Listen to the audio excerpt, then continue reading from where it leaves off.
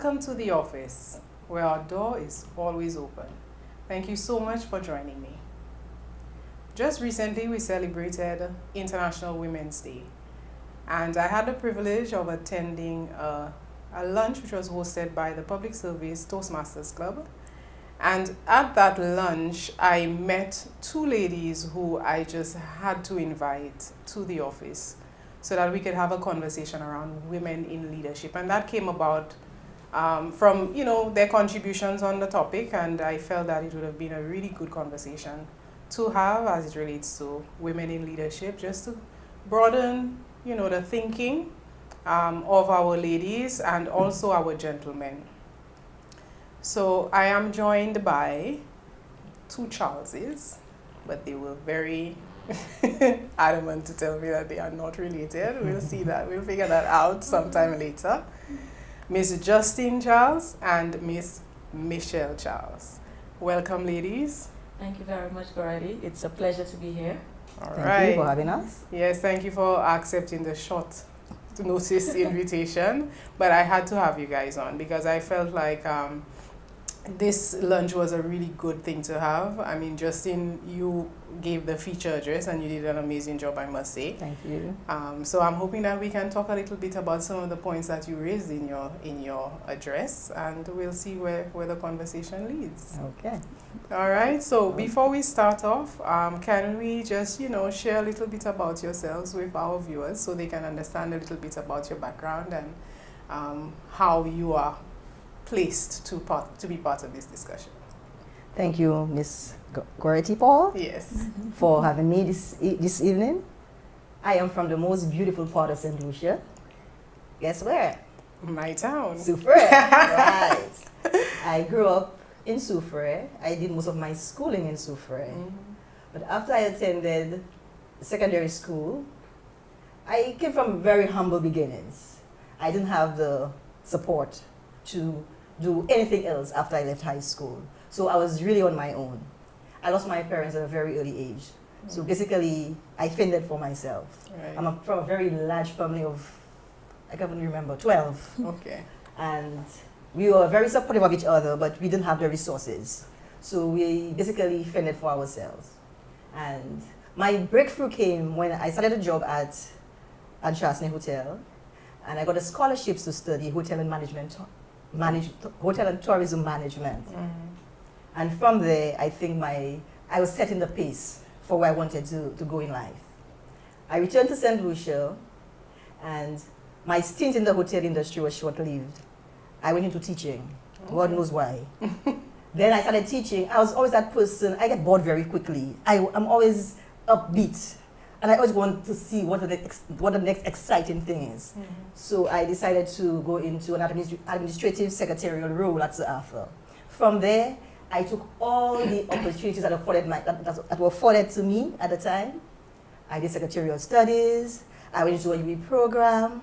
Then I decided to do my master's program, and there I am. I took all the opportunities that afforded itself, and I made do with it. Right.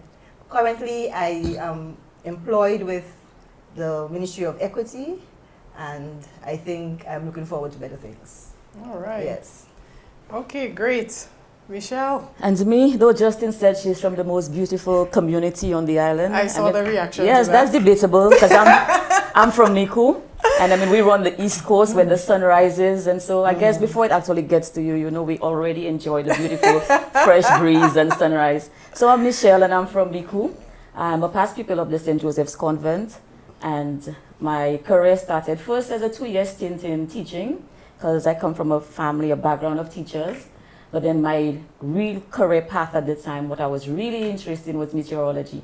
And so I spent 11 years working at the Met Office, but moved on into accounting, which I never really understood. I shouldn't say I never understood. I never did it before. So when I was told I was being promoted to be an accountant, I went across the road to my girlfriend's office and cried and cried and cried because I had never done anything accounting before.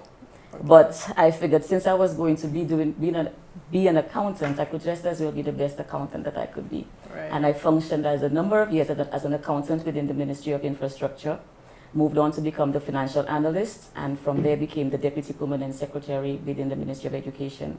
My background is a bit diverse in that apart from meteorology, I worked in the Ministry of Finance, Ministry of Justice before coming across to education.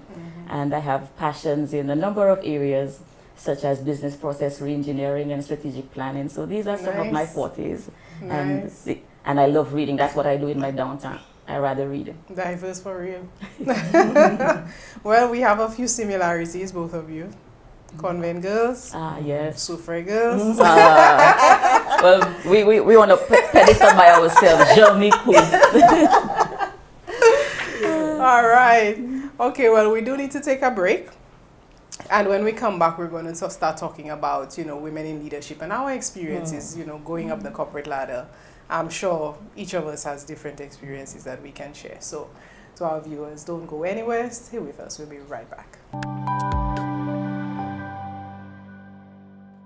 The Office is brought to you by Renwick & Company Limited, Multi-Graphics powered by Expert Group and the Goddard Catering Group.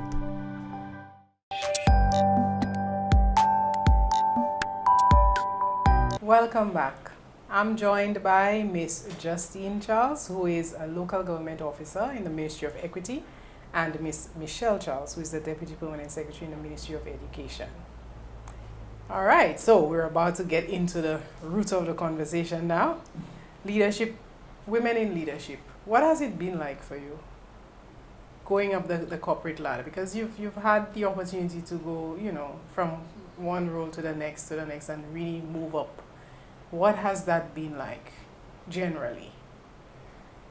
If somebody had told me 10 years ago that I would have been functioning as the permanent secretary or deputy permanent secretary within the Ministry of Education, or any ministry for that matter, I would not have been able to envisage it.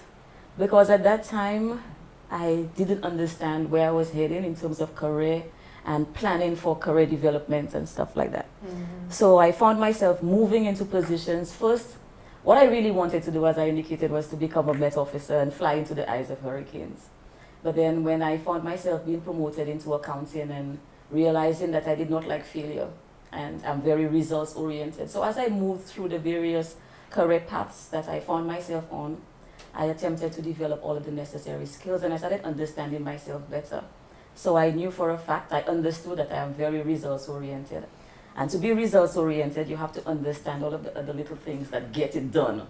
I'm a get it done kind of person. So moving from meteorology into accounting, that was a big shift. But I found myself moving into accounting at a middle level manager. So I was the accountant one, supervising staff. And learning the job, learning accounting, plus learning how to interact with persons. But I think for me an asset is that I have very good interpersonal skills and I'm very intuitive when it comes to people.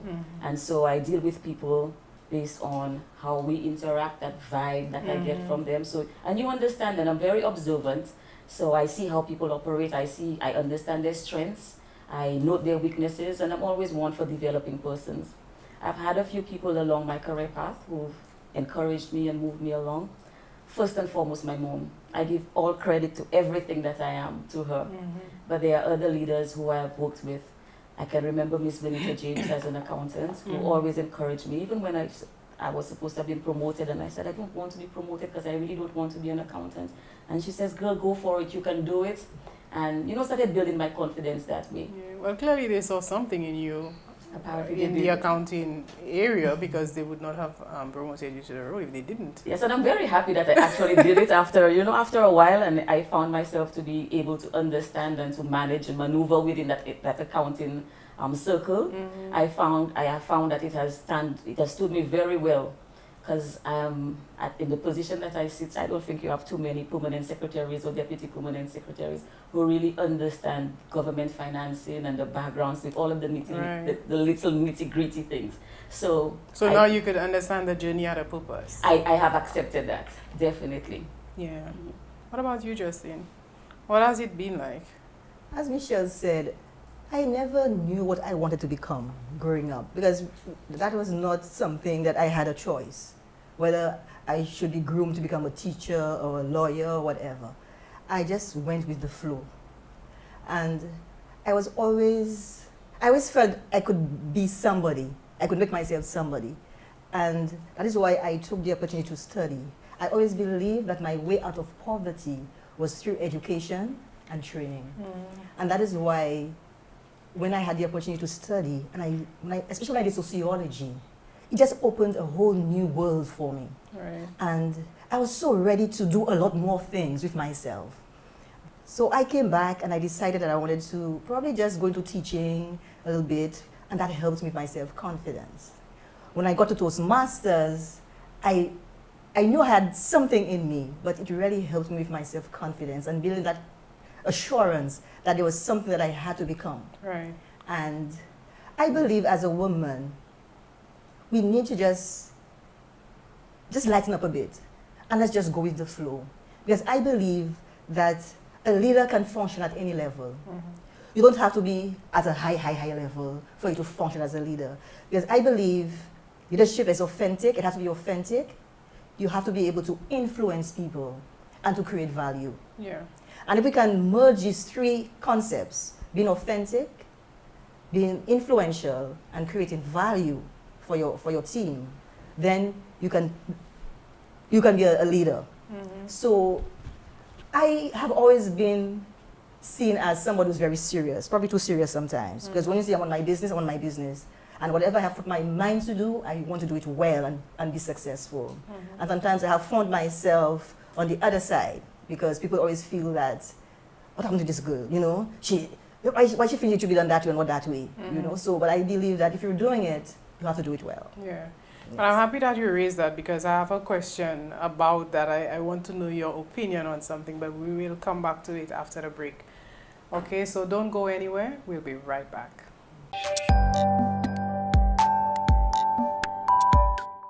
Welcome back and thank you for staying with us. So before the break, Justine, you were talking about your experience and you said sometimes you found yourself on the other side. And there was a point that I wanted to raise because, you know, when we're talking about women in leadership, and yes, we have a lot of successes to be proud of, and we have a lot of very influential women who do an excellent job at the leadership table. But we also have some women who give the rest of us a bad name because they take on a more of a masculine persona, I should say. I'm not sure if that's the right way to phrase it. But it almost seems as if they are overcompensating for something or trying to match the man. And you said we need to be ourselves. Okay, and I wanted to highlight that because I don't feel like we should be trying to be a man or trying to be like the men. I think we have our own identity. We bring something different to the table. We need to, you know, understand ourselves and what we bring and be able to use that in a way that's going to add value to the business. What is your view on it? Because I'm sure you know persons in leadership positions who you as a woman looking up to this person is saying, no, that's not the way to go. That's not how you should be handling this. Go ahead, Justin. I was saying, before I did my master's in leadership, I always said to myself, I don't want a woman leader. I don't want a female boss. Why? Because I had this perception that female bosses were a bit insecure and they were always very competitive with their peers. And I always said to myself, I want a male boss. Not until I got a male boss. So my perception of that has changed because I know differently now. Right. That leaders are not always born. Leaders can be nurtured. You can learn to become a better leader. For example, as a woman, if you realize that you're not very confident, there are things that you can do to make yourself more confident. Yeah. For example, you can join Toastmasters, right? Of course. Yeah. So I think being a woman, we have a lot going for us. And I was saying yesterday, sometimes they ascribe communal characteristics to us. Like we're very nurturing and we're very sensitive. So we're very emotional. So our leadership style is not on par with our male counterparts. But we are just different. Yeah. We are just different. And Justin is very correct. But I like something that you said, Gority, when you and it made me think that sometimes you come across leaders or managers, supervisors, persons who hold that position, and you tell yourself, well, that's a good example of a bad example. So, this is not the kind of leader I want to That's be. right. You want to be the kind of leader who's going to inspire somebody, who can motivate somebody to do things that they didn't even know that within themselves they had the ability to do. And for me, this is the kind of leadership model that I want persons to emulate if they look at me. And, it's just different sometimes because we can never be male, but we bring our own qualities, our own traits to the table. We have our softer side, but we have our firm side as well. And I don't think women are emotional, well, at least. Well, Michelle, I want to just jump in and say that I have seen more men lead with their emotions. Yes. And it has been so terrible for the business because of that. So we're all emotional beings. Yes. And it's a matter of how do you control those emotions, That male or female. Yes, you're very correct about that, Verity. So I think, we bring that kind of a balance to the table. I mean, there's nothing wrong with some good male leaders. I mean, everybody has their strength, you recognize it, but it's always useful to do that kind of introspection. Many people don't do that. Yeah. And we're scared of looking at ourselves in the mirror and to determine, Michelle, this is really not a good thing about you. You need to work on that. I'm always having those conversations with myself. Yeah, and I think that's important. It's important. I mean, for me, I'm my worst critique because it's all about becoming a better version of myself. It's all about self-growth, self-development always. And I think everybody should take the time to focus on that. Do some self-reflection and understand. Especially, I mean, as women, we have certain barriers that we have to fight and break down.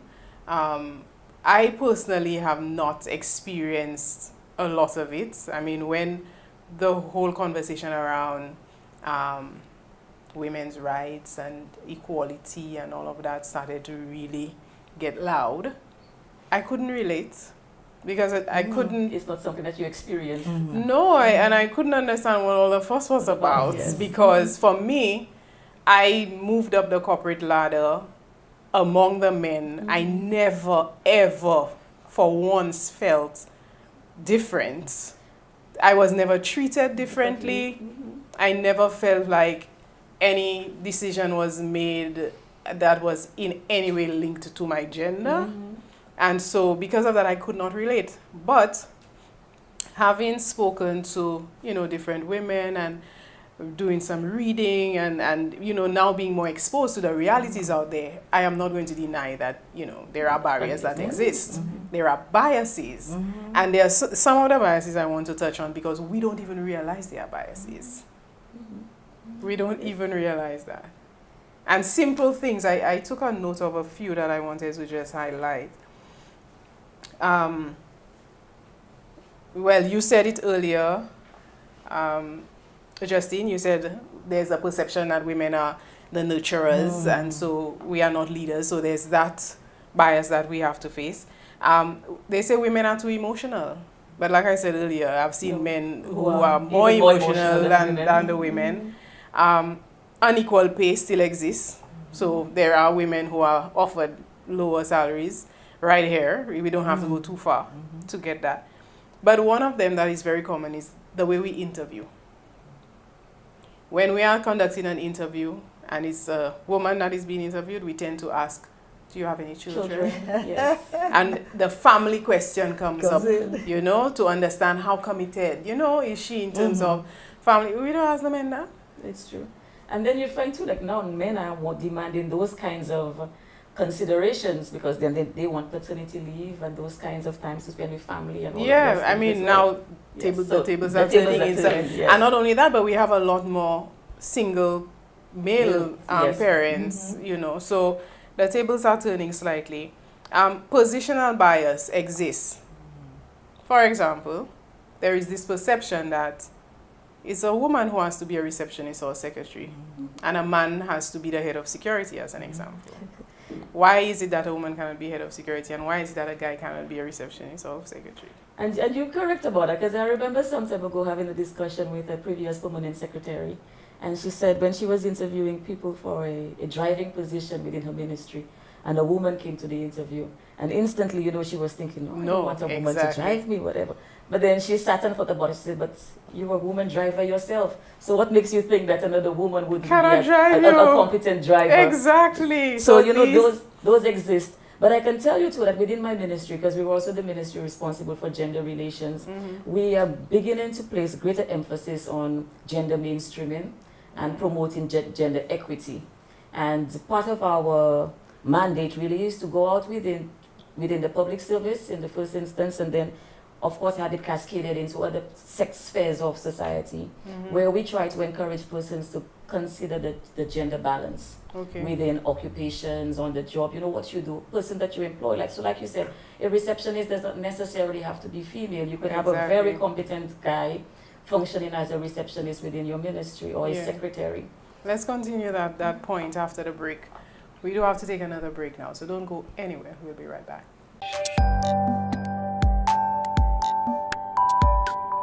Welcome back. Thank you so much for staying with us. I'm joined by two beautiful ladies, Miss Justine Charles and Miss Michelle Charles. They are not related, like I said. All right, so one of the questions I wanted to touch on before we close off is, a lot of our women in St. Lucia, well, first of all, St. Lucia is one of the 3 top countries to have the majority of management positions filled by women. Excellent. Yes. 52%. After Jamaica, that's at 59%, and Colombia at 53%. So, very good. Nice stats to be proud of. But one of the things I notice is, while the majority of our women make it to the management positions, they stop there and they don't necessarily make it to the leadership positions. So I wanted to get from you, why do you think that is? What are some of the reasons why you think we don't have more women leading our boards, leading our organizations? I believe that God has adorned us with the ability to raise children. Without us, there wouldn't be a population. And therefore, I think women, I don't think it should be a down for us, because it has to get done. But what I think, the way a woman should balance home and work life is important.